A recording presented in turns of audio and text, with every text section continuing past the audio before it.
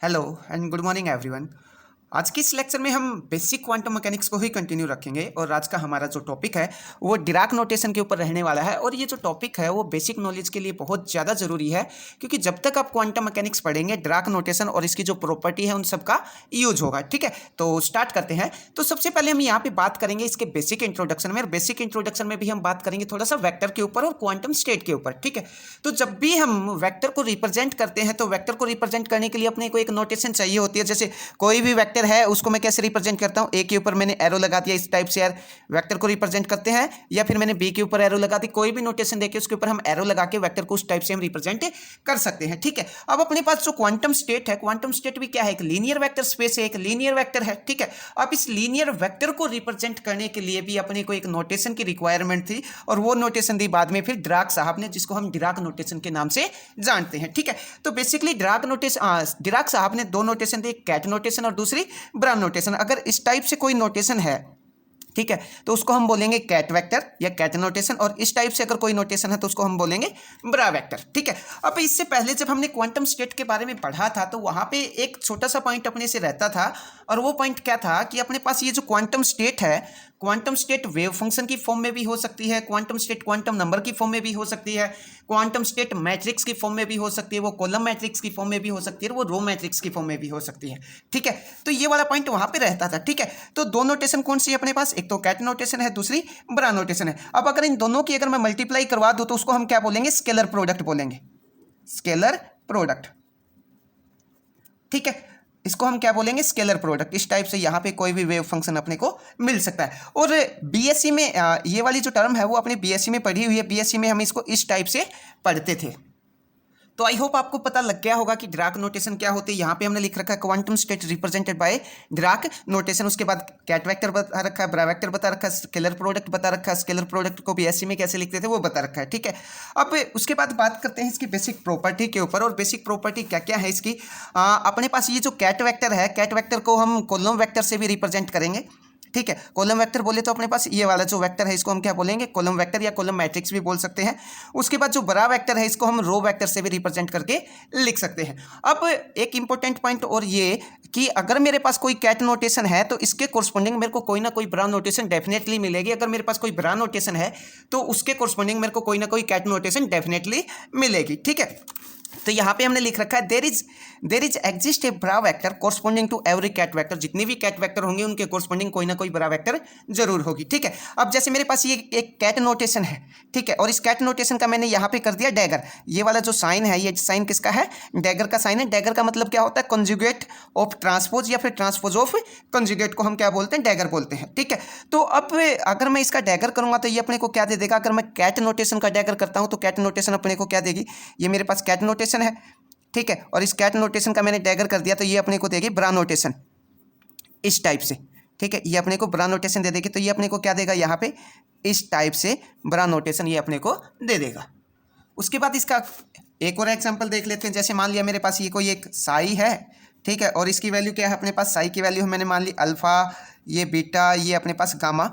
ठीक है, अब अगर मैं इसका डैगर करूं तो इसका डैगर करूंगा तो क्या जाएगा, यहाँ पे मैंने इसका भी डैगर कर दिया और इस तरफ मैंने इसका भी डैगर कर दिया, तो ये अपने को क्या देगा, ये वाला देगा अपने को साई, और ये किस में कन्वर्ट हो जाएगा, कैट ब्रा के अंदर चेंज हो जाएगा। ठीक है, और इसका अगर मैं डैगर करूंगा तो पहले तो मेरे को क्या करना पड़ेगा, इसका कॉम्प्लेक्स कंजुगेट करना पड़ेगा, तो ये आ जाएगा alpha star, beta star, gamma star, और फिर मेरे को उसका क्या करना पड़ेगा, ट्रांसपोज करना पड़ेगा। तो ये आ जाएगा अल्फा स्टार, यह आ जाएगा बीटा स्टार, यह आ जाएगा गामा स्टार, और इसका ट्रांसपोज कर दिया तो ये जो अपने पास कॉलम वेक्टर था ये किसके अंदर चेंज हो जाएगा, रो वेक्टर के अंदर चेंज हो जाएगा।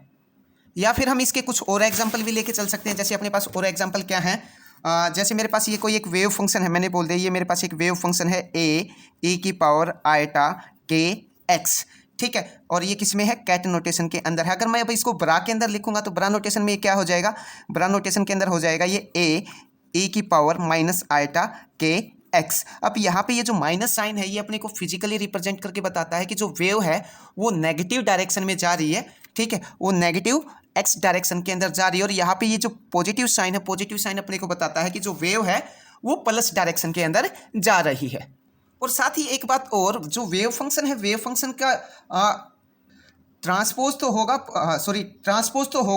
नहीं, पर जो अपने पास कॉम्प्लेक्स कॉन्जुगेट है वो हो जाएगा। मतलब मान लिया मेरे पास ये कोई एक वेव फंक्शन है, इस वेव फंक्शन का ट्रांसपोज तो होगा नहीं, पर हम इसका क्या ले सकते हैं, कॉम्प्लेक्स कॉन्जुगेट ले सकते हैं। अब ये कैट था, कैट को किस में बदला, बरा में बदला, तो यहाँ पे इसका कॉम्प्लेक्स कॉन्जुगेट और हो जाएगा।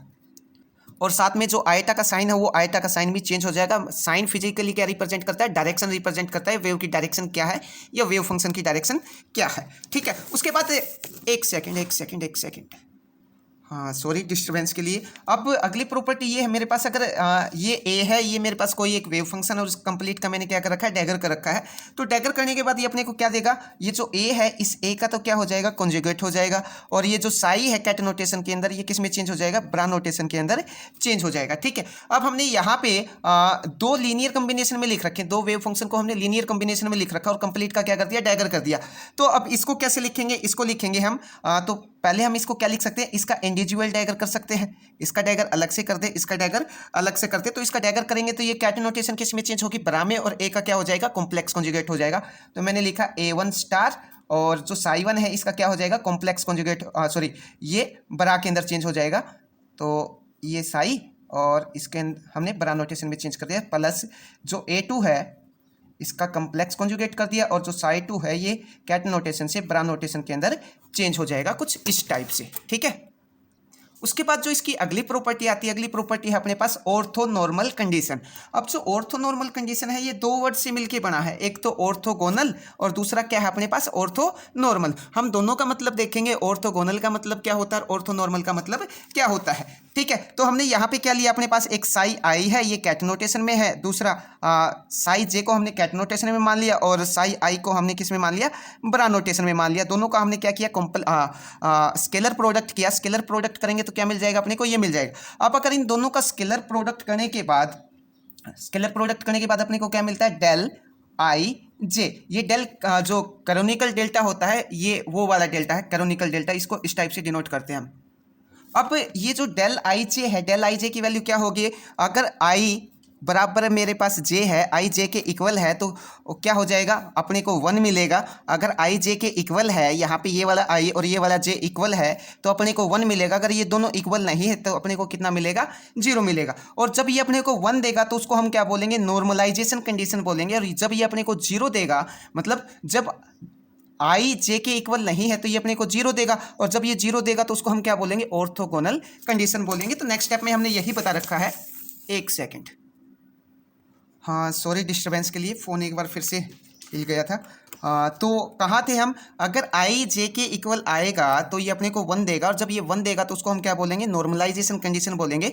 और आई जे के इक्वल नहीं आया तो उसको हम क्या बोलेंगे, तब 0 देगा, और 0 देगा तो उसको हम क्या बोलेंगे, ऑर्थोगोनल कंडीशन बोलेंगे। हमने यहाँ पे यही बता रखा है। अगर दोनों का स्केलर प्रोडक्ट 0 के इक्वल आता है तो क्या होगा, आई जे के इक्वल नहीं होगा, उसको हम बोलेंगे ऑर्थोगोनल कंडीशन। और दोनों का स्केलर प्रोडक्ट अगर 1 के इक्वल आता है तो आई जे के इक्वल होगा, जिसको हम बोलेंगे नॉर्मलाइजेशन कंडीशन। अब ये जो दोनों का जो स्केलर प्रोडक्ट है, इस स्केलर प्रोडक्ट को हम कैसे लिख सकते हैं, कुछ इस टाइप से भी हम लिख सकते हैं। ठीक है, या फिर इस टाइप से भी मिल सकता है। ये तो 3 डायमेंशन में, ये जो इंटीग्रेशन है वो 3 डायमेंशन में है, यहाँ पे dx की फॉर्म में भी आपको ये मिल सकता है। अब हम इसका एक एग्जाम्पल लेके चल पढ़ते हैं कि अपने पास कोई एक ये अपने पास एक साई की वैल्यू है। साई की वैल्यू क्या है अपने पास, ये वाली हमने बोल दिया, वही अल्फ़ा, ये मैंने बोल दिया बीटा, और ये क्या है मेरे पास, गामा। ठीक है, अब सपोज इसको अपने को नॉर्मलाइज करना है। ठीक है, तो अब इसको नॉर्मलाइज कैसे करेंगे, नॉर्मलाइज करने के लिए हाँ, जब भी हम किसी को नॉर्मलाइज करते हैं तो वहाँ पे अपने को एक नॉर्मलाइज कॉन्स्टेंट लेके चलना पड़ता है। तो मैं अगले पेज पे कर देता हूँ इसको नॉर्मलाइज। तो हमने यहाँ पे लिया है psi equal to ket notation में ए बी और सी। ठीक है, इसको अपने को नॉर्मलाइज करना है। तो साथ में क्या करेंगे, नॉर्मलाइज करेंगे तो एक नॉर्मलाइज कांस्टेंट से, ये अपने को नॉर्मलाइज कांस्टेंट हमने यहाँ पे क्या ले लिया, ए मैंने कोई एक नॉर्मलाइज कांस्टेंट ले लिया, और साथ में ये कंप्लीट ए बी सी ये ले लिया। ठीक है, अब ये क्या है मेरे पास कैट नोटेशन। अगर मैं इसका डैगर कर दूँ बोथ साइड, इस तरफ भी मैंने इसका डैगर कर दिया, तो डैगर करूँगा तो क्या जाएगा अपने पास, डैगर करूँगा तो ये आ जाएगा, ये जो कैट है वो किस में चेंज हो जाएगा, ब्रा नोटेशन के अंदर चेंज हो जाएगा। और पहले इनका कॉम्प्लेक्स कॉन्जुगेट करूँगा, या पहले ट्रांसपोज कर लेता हूँ उसके बाद कॉम्प्लेक्स कॉन्जुगेट। तो ट्रांसपोज करूँगा तो ए बी और सी आ जाएगा। अब कॉम्प्लेक्स कॉन्जुगेट करूँगा तो ए स्टार बी स्टार और सी स्टार अपने को ये मिल जाएगा। ठीक है, ये अपने पास जो साई ब्रा है उसकी वैल्यू है और ये अपने पास साई कैट की वैल्यू थी। अब अगर मैं इन दोनों का, और साथ में नॉर्मलाइज कांस्टेंट भी है, तो नॉर्मलाइज कांस्टेंट है तो साथ में इस ए का भी क्या आ जाएगा, स्टार आ जाएगा। ठीक है, अब अगर मैं इन दोनों का स्केलर प्रोडक्ट कर दूं, मेरे पास ये जो साई है, साई कैट में है, अब अगर मैं इसका स्केलर प्रोडक्ट कर दूं ए पी सी, इन दोनों का स्केलर प्रोडक्ट करूं इसका और इसका, तो अपने को क्या मिलेगा, ये मिल जाएगा अपने को साई, साथ में साई, दोनों का स्केलर प्रोडक्ट कर दिया। तो साई कैट में है उसकी वैल्यू क्या है अपने पास, ये वाली वैल्यू है, तो ये लिख लेते हैं हम यहाँ पे ए पी सी, और साथ में जो बड़ा वाले है साई उसकी भी वैल्यू लिख लेते हैं, ये आ जाएगा ए स्टार। ठीक है, ए स्टार, और ये बी स्टार और सी स्टार। ठीक है, अब क्या कर देते हैं हम, इनकी मल्टीप्लाई कर देते हैं। मल्टीप्लाई करेंगे तो ये आ जाएगा अपने पास, ये मैंने लिखा ए स्क्वायर को मोड में लिख दिया। ठीक है, और ये आ जाएगा ए स्टार साथ में ए, ठीक है, और प्लस बी की इसके साथ बी स्टार बी, और ये सी स्टार सी, सी स्टार सी लिख दिया। ठीक है, साथ में ये ब्रैकेट। अब अगर मान लिया इन दोनों की वैल्यू सेम है, ठीक है, दोनों की वैल्यू सेम है, तो ये अपने को कितना देगा, 1 देगा। तो हमने यहाँ पे लिख दिया 1, और किसकी वैल्यू चाहिए अपने को, ए की वैल्यू चाहिए, तो ए की वैल्यू हम यहाँ से निकाल सकते हैं, तो ये आ जाएगा ए के मोड का स्क्वायर, और इस कंप्लीट टर्म को उठा के इक्वल टू के साइड से उधर लेके जाएंगे, तो ये आ जाएगा 1 by A star A plus B star B plus C star C. ठीक है, अब किसकी वैल्यू चाहिए, ए के मोड की वैल्यू चाहिए, तो ए के मोड की वैल्यू आ जाएगी अपने पास 1 by A star A plus B star B और प्लस सी स्टार सी, और ये किस में आ जाएगा, रूट में आ जाएगा। अब अपने पास ये जो ए की वैल्यू आई है, इस ए की वैल्यू को हम कहाँ पे पुट कर देंगे, यहाँ पे इस ए की जगह पुट कर देंगे। ए की जगह जब पुट करेंगे तो क्या आ जाएगा अपने पास, ये आ जाएगा 1 by A star A plus B star B plus C star C, और ये किस में है, रूट में है। ये तो हमने ए की वैल्यू रख दी, साथ में अपने पास क्या है, ए बी और सी। ठीक है, ये इक्वल टू किसके आ जाएगा, ये साई के इक्वल आ जाएगा। इस टाइप से हम किसी कोई भी नॉर्मलाइजेशन कांस्टेंट निकाल सकते हैं या किसी को भी नॉर्मलाइज कर सकते हैं। उसके बाद इसकी कुछ और प्रॉपर्टी रहती है, वो हम बात करेंगे अगले सेक्शन के अंदर। उसके बाद जो इसकी नेक्स्ट प्रॉपर्टी, वो नेक्स्ट प्रॉपर्टी क्या है कि अपने पास कोई भी क्वांटम स्टेट है, उस क्वांटम स्टेट को हम लीनियर कॉम्बिनेशन में लिख सकते हैं, या फिर जो अपने पास ऑर्थोगोनल बेसिस वेक्टर है उसके लीनियर कॉम्बिनेशन के अंदर हम क्वांटम स्टेट को लिख सकते हैं। ठीक है, तो हमने यही लिख रखा है, quantum state of system can be written as linear combination, ठीक है, ऑफ ऑर्थोगोनल बेसिस वेक्टर। ठीक है, ऑर्थोगोनल बेसिस वेक्टर का अगर मैं लीनियर कॉम्बिनेशन कर दूं, लीनियर कॉम्बिनेशन में भी मैं क्वांटम स्टेट लिख सकता हूं। ठीक है, जैसे मैंने यहाँ पे लिखा Sai A1 U1 cat notation के अंदर A2 U2 plus A3 U3 U5, इस टाइप से हम लिख सकते हैं। अगर इसको शॉर्ट में लिखना चाहे तो हमने इसका यहाँ पे समेशन लेके लिख दिया। ठीक है, अब नेक्स्ट में हमने क्या किया, अपने पास ये जो A1 है, A2 है, A3 या फिर ये जो AN तक है, ये अपने पास ऑर्थोगोनल बेसिस वेक्टर हैं और ये एक दूसरे के साथ ऑर्थोगोनल हैं। ठीक है, ये हमने यहाँ पे ये जो A1 लिया है, A2 लिया है या A3 लिया है, ये क्या है, ऑर्थोगोनल बेसिस वेक्टर हैं और ये एक दूसरे के साथ क्या है, ऑर्थोगोनल है। अब इस बात को भी थोड़ा सा समझ लेते हैं। जैसे मेरे पास क्या है, मैंने बोल दिया मेरे पास UI है और दूसरा क्या है, UJ है, UJ, और दोनों का हमने स्केलर प्रोडक्ट कर दिया। स्केलर प्रोडक्ट किया तो हमने अपने को क्या मिलेगा, कैनोनिकल डेल्टा IJ। अगर I बराबर J है मेरे पास तो ये मेरे को कितना देगा, 1 देगा, और I not equal to J है तो ये अपने को कितना देगा, 0 देगा। ठीक है, जैसे इसी को आगे समझ ले, हाँ इसी वाली इक्वेशन को देखते हैं। अब अगर इस वाली इक्वेशन का मैं स्केलर प्रोडक्ट करवा दूँ किसके साथ, U1 बरा के साथ, अगर मैं इसका स्केलर प्रोडक्ट करवा दूँ तो क्या इक्वेशन आ जाएगी अपने पास, टेकिंग स्केलर प्रोडक्ट। मैंने इस वाली इक्वेशन का स्केलर प्रोडक्ट करवाया तो साई के साथ मैंने क्या किया, U1 का स्केलर प्रोडक्ट करवाया, A को हमने बाहर रखा, U1 का किसके साथ, U1 के साथ स्केलर प्रोडक्ट करवाया, फिर हमने A2 को बाहर रखा, U2 का U1 के साथ हमने स्केलर प्रोडक्ट करवाया। ठीक है, तो यहाँ पे तो इन दोनों की वैल्यू क्या है, सेम है, जो I है वो I J के इक्वल है, तो ये अपने को कितना दे देगा, ये तो अपने को दे देगा 1। यहाँ पे 1 2 के इक्वल नहीं है तो ये अपने को कितना देगा, ये अपने को देगा 0। ठीक है, सिमिलर 1 3 के इक्वल भी नहीं होगा तो वो भी अपने को कितना देगा, 0 देगा। ठीक है, तो ये वाली टर्म कंप्लीट क्या हो जाएगी, 0 हो जाएगी, ये कितना हो जाएगा, 1 हो जाएगा, ये एज इट इज हमने यहाँ पे रख दिया, और ये 1 और ये वाली टर्म हमने यहाँ पे एज इट इज रख दी। और C1 इक्वल टू क्या आ गया अपने पास, U1 का और साई का स्केलर प्रोडक्ट, ये अपने पास C1 की वैल्यू आ जा, सॉरी ये क्या है, A1 है, ये A1 है। ठीक है, तो ये A1 की वैल्यू अपने पास आ जाती है। अब ये क्या रिप्रेजेंट करता है, ये वाली टर्म अपने को क्या बताती है, इसका मतलब है U1 का साई में कितना कंट्रीब्यूशन, इस U1 का इस साई के अंदर कितना कंट्रीब्यूशन है, या फिर मेरे पास कुछ ऐसे है साई और यहाँ पे मैंने रख दिया U2 और ये ऐसे दोनों का स्केलर प्रोडक्ट हो रखा है, तो इसको क्या बोलेंगे, इस U2 का इस साई के अंदर कितना कंट्रीब्यूशन है ये हम बोलेंगे। अब अपने पास ये जो A1 की वैल्यू आई है, A1 की वैल्यू क्या आई है अपने पास, A1 इक्वल टू आया है ये U1 और साथ में साई और ये वाली वैल्यू, ठीक है। अब ये अपने को क्या रिप्रेजेंट करके बताता है, ये अपने को रिप्रेजेंट करके बताता है probability amplitude. It is represented by probability amplitude, ठीक है।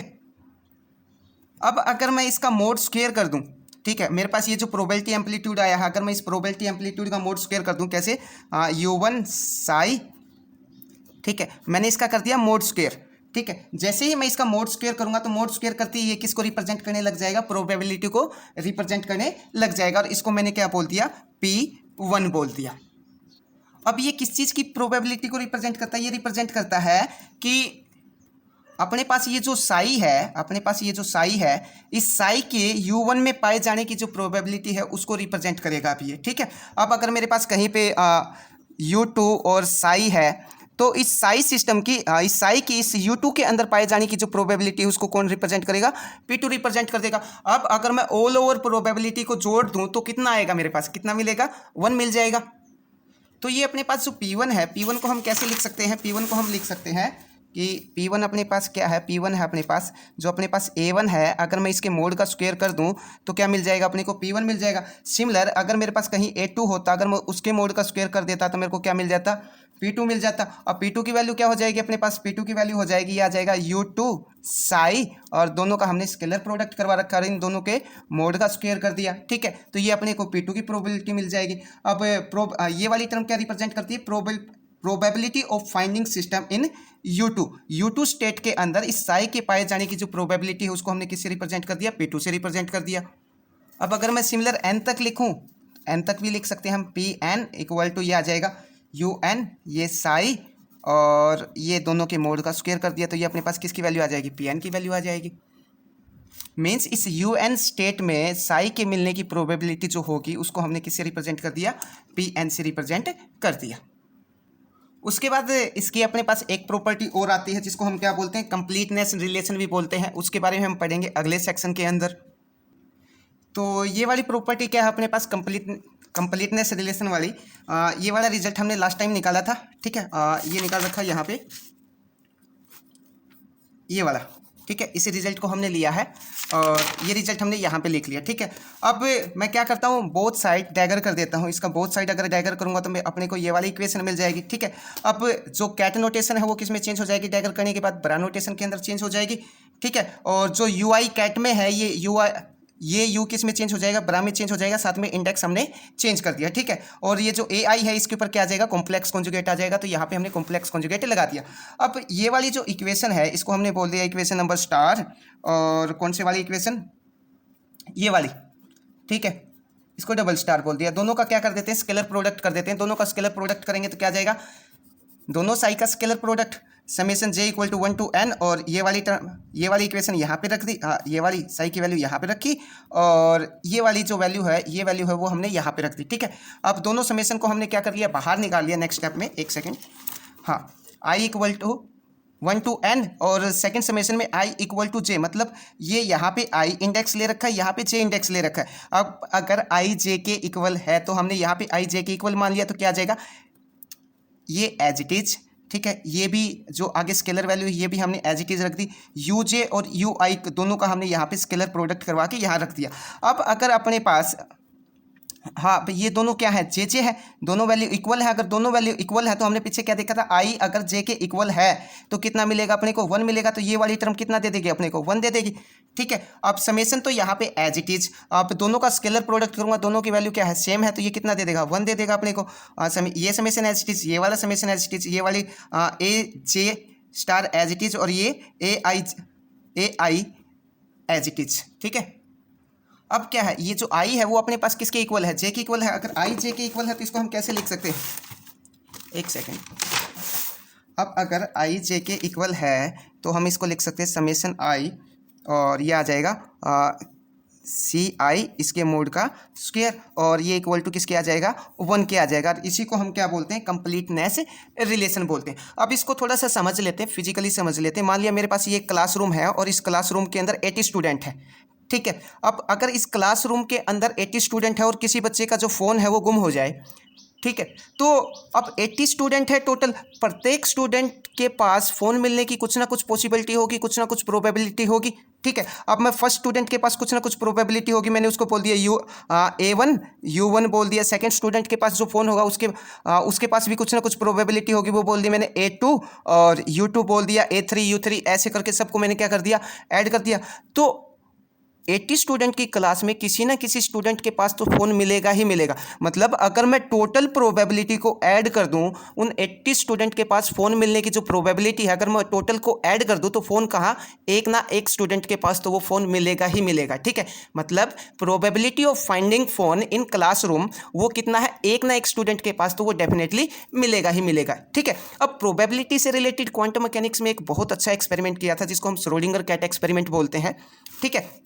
अब श्रोडिंगर कैट एक्सपेरिमेंट क्या है कि मेरे पास ये एक बॉक्स है, बॉक्स में मैंने एक कैट को डाल दिया, साथ में मैंने जहर भी रख दिया, ठीक है। अब बॉक्स को बंद कर दिया। अब उस कैट के जिंदा होने की या मरने की जो प्रोबेबिलिटी है, उसके जिंदा होने, जब तक बॉक्स बंद है तो कैट के जिंदा होने की भी कुछ ना कुछ प्रोबेबिलिटी होगी और मरने की भी कुछ ना कुछ प्रोबेबिलिटी होगी। तो जिंदा होने की प्रोबेबिलिटी को मैंने ये मान लिया, मरने की प्रोबेबिलिटी को मैंने ये मान लिया, ठीक है। और दोनों का क्या कर दिया मैंने, लीनियर कम्बिनेशन कर दिया। अब जैसे ही मैं बॉक्स ओपन करूंगा तो या तो कैट जिंदा होगी या कैट मर चुकी होगी, ये बात क्लियर हो जाएगी। अगर कैट ने जहर खा लिया होगा तो कैट गई, अगर कैट ने जहर नहीं खाया होगा तो कैट जिंदा होगी।